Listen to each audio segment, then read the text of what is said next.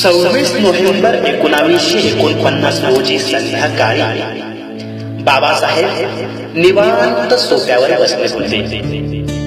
क्षणात हसत होते तर क्षणात रडतही होते. शंकर आनंद शास्त्री सोबत होते. त्यांना समजेना नेमकं झालंय काय. त्यांनी विचारण्यास धाडसही केले.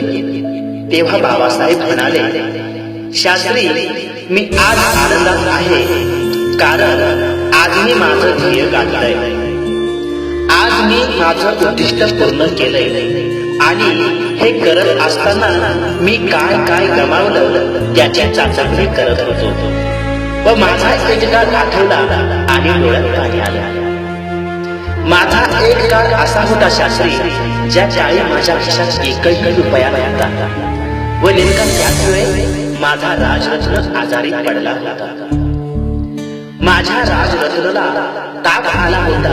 त्याचं शरीर तापाने फणफणत होतं, परंतु त्याच्या औषध उपचारासाठी माझ्या खिशात एकही रुपया नव्हता.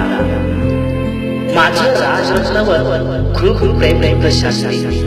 अरे, नेमकाच बोलायला लागला होता, नेमकाच चालायलाही लागला होता. औषध उपचारात नसल्यामुळे त्याचा ताप वाढतोय हे मला ठाऊक होतं रे, परंतु त्याला छातीशी कवटाळून रडण्याशिवाय माझ्याकडे कुठलाच पर्याय नव्हता. शास्त्री, माझा राजरत्न माझ्या छातीशी कधी गतप्राण झाला हे मला सुद्धा कळलं नाही. सगळे लोक जमले होते, सगळे शेजारी आले होते. एक जण माझ्याकडे आला आणि म्हणाला, बाबासाहेब, राजरत्नचा आता अंत्यविधी करावा लागेल. त्यासाठी त्याला नवे कपडे घ्यावे लागतील. नवे कपडे म्हटल्याबरोबर माझ्या काळामध्ये चर्च झालं, कारण औषध उपचारासाठी माझ्याजवळ एकही रुपया नाही, तर त्याला नवे कपडे घेण्यासाठी माझ्याकडे किती पैसे येतील. काय करावं कळत होतं, कुणाला सांगावं समजत नव्हतं. शास्त्री, मी गुडघ्यामध्ये डोके खुपसून ढसा ढसा रडायला लागला होतो. पण माझ्याकडे पैसे नाही हे माझ्या रामूला मात्र चांगला ठाऊक होतं. माझी रामू जवळ आली. तिने लुगड्याचा पदर फाडला. त्या पदरामध्ये माझ्या राजरत्नाला गुंडाळलं आणि त्याचा अंत्यविधी केला.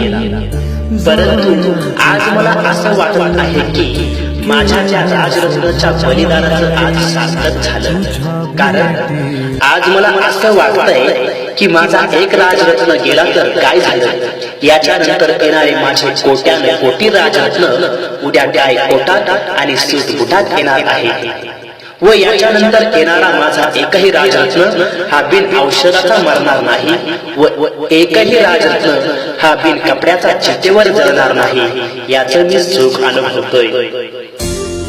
मित्रांनो, त्याच राजरत्नाच्या बलिदानामुळे आज आपण शिकलो, सवरलो, मोठे झालो, नोकऱ्याला लागलो. परंतु त्या बाबासाहेबांसाठी आपण काय केलं हे प्रत्येकाने आपापल्या काळजाला विचारण्याचा प्रश्न आहे.